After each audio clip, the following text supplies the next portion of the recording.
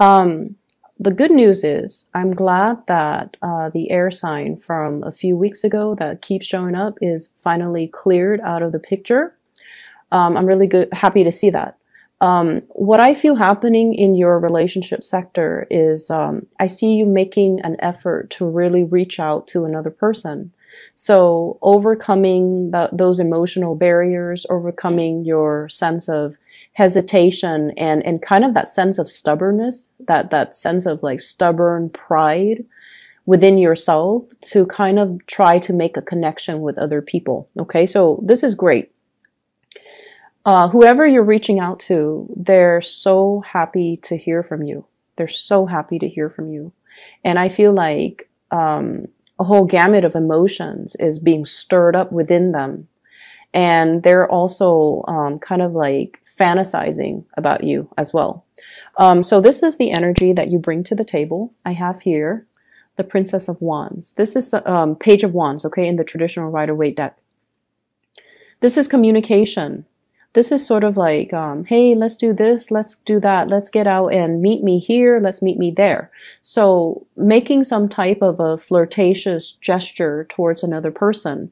And it's in a very playful manner. And it's in a manner that is very non-committal. And I feel like you're communicating with somebody and testing the waters as to how do they feel about me? What are they up to? Are they single? Are they in a relationship? Let me test out the waters. So I feel like for many of you, you're reaching out to a person and I feel like the communication is very light. It's very non-committal, and it's almost like an offer they can't refuse. So I see some of you are like, hey, can I talk to you about this? How do you feel about that? And the communication is just, you know, light, airy. There aren't overly heavy emotional expectations coming from you to them.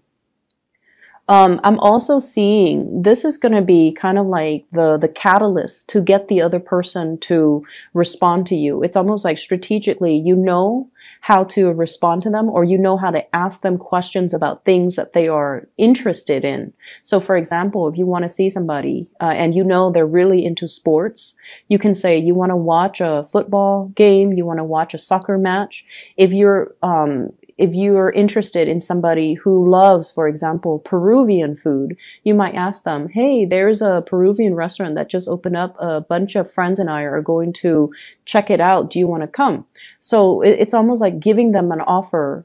It's like taking the bait, knowing how to bait them, knowing how to hook them. So you're being very crafty and very strategic in the way that you're communicating. The person that you're dealing with, I have here the Two of Pentacles.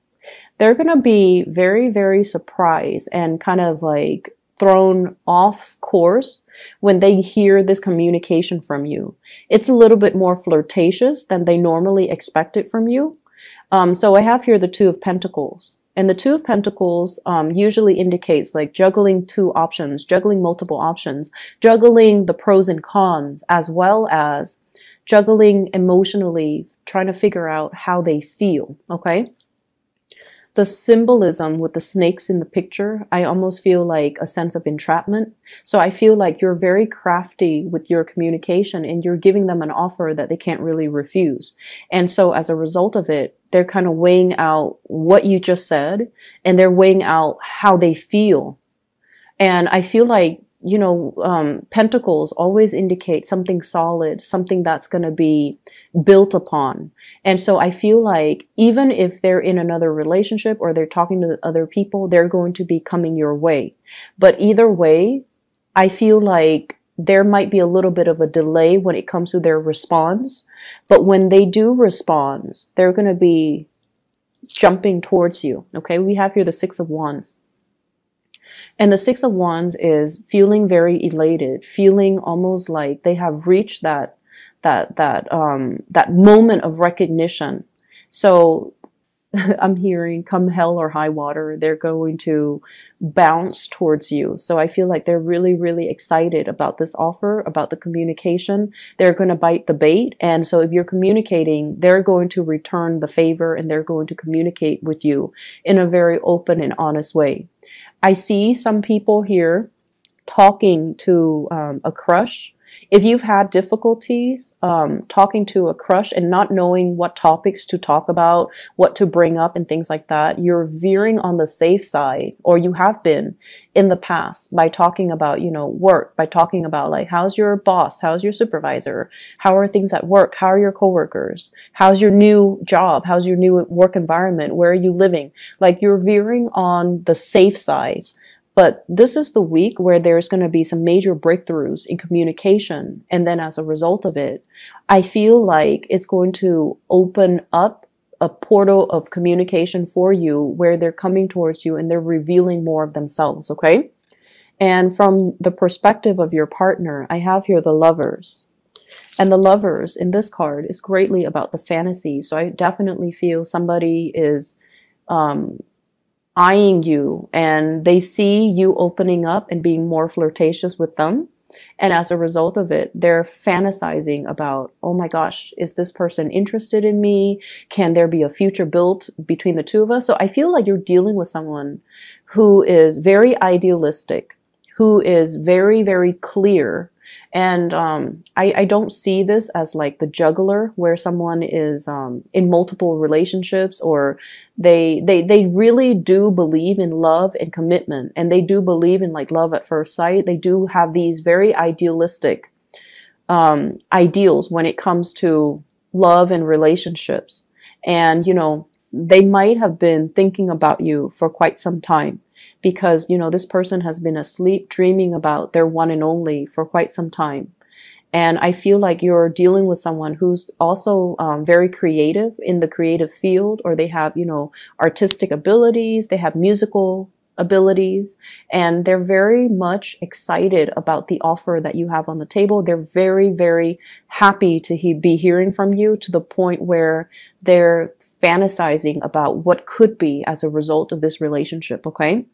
I also see a sense of distance for some of you who are in long distance relationships, about somebody coming to see you and solidifying some type of plan so that they come see you, you come see them, or you guys meet halfway. So there is a major compromise coming into this spread here in your love sector.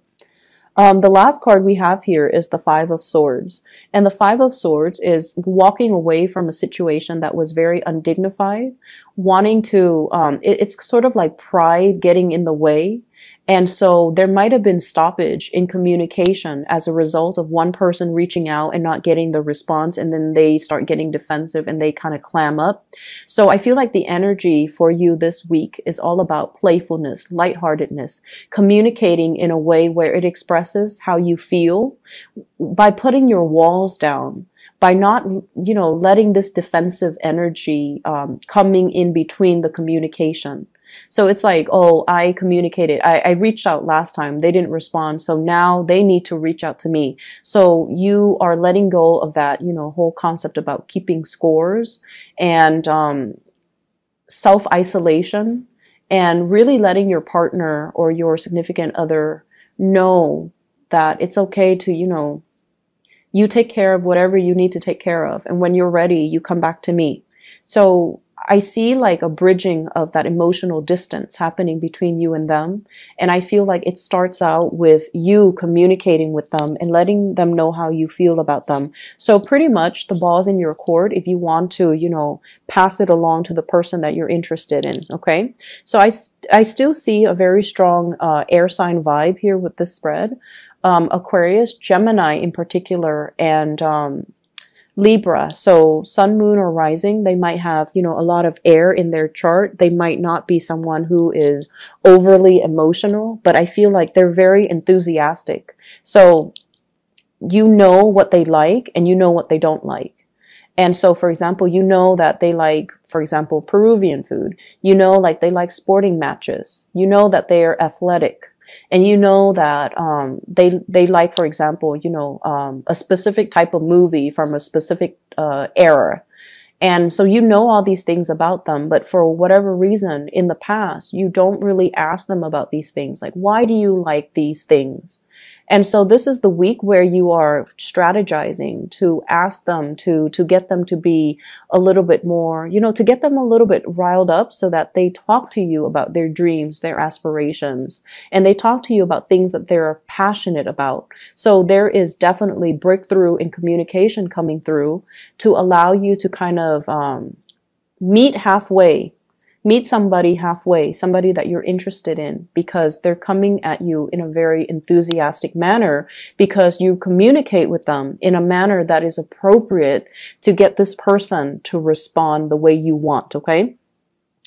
In other areas of your life, when I was shuffling out this bottom spread here, I almost feel like, first of all, favoritism. It's the big word that came out when I was shuffling. And I feel like what it denotes is, we all have our biases. We all have our favorites, okay? For those of you who are in some type of a teaching profession, you always have certain kids that you like more than others. You also have, certain kids that are troublemakers, right? And if you're dealing with children in general, if you're dealing with people who are younger, if you're managing a team, there will always be people that you like and people that you don't like. But trying to show more of a poker face, even if you don't like somebody, so that you can help them to, become a better person, so that you can help them reach their full potential. And so they're saying here, work towards a common purpose.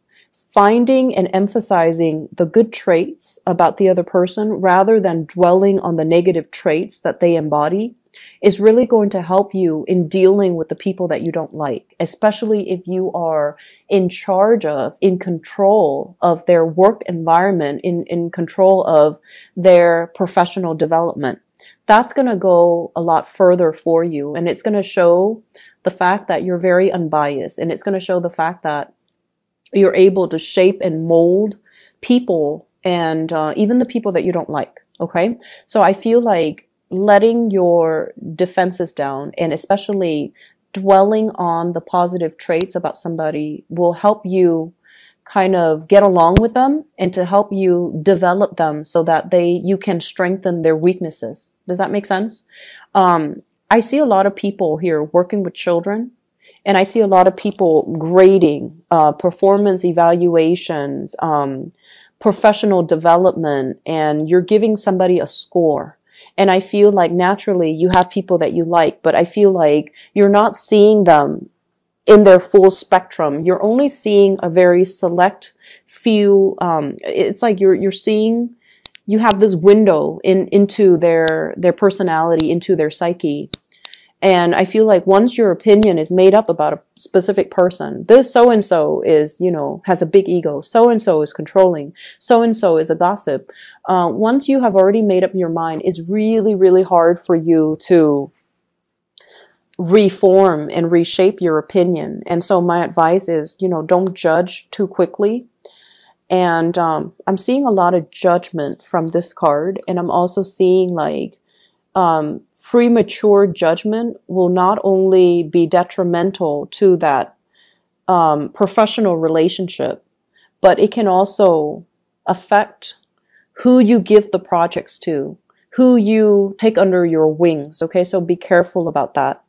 The other message that I'm seeing here as well is let people learn to do things themselves, okay? The ability for you to learn to delegate, the ability for you to entrust other people with responsibilities, with the mindset that I train them well, so they should be able to do it themselves. And they should be able to do it without, with minimal supervision, so that you're not hoarding all the responsibilities and taking care of everything. So learning to delegate, so you're not wearing yourself out, and also putting yourself in a position where you are trusting that other people will do it right, okay? So I see a big need here for perfectionism. I see a big need here to get things done right. And I feel like you might not trust that other people can do things the way that you want. So you take it upon yourself, and you should give yourself a little bit more credit. I see work being really, really busy for this week. I see many of you are wrapping things up. And I feel like whatever you have been waiting on that has been stalled, where you couldn't move forward with projects, with work endeavors, those things are going to start to clear up. And as a result of it, there's a lot on your plate. So learning to delegate is going to be the smarter solution for this week.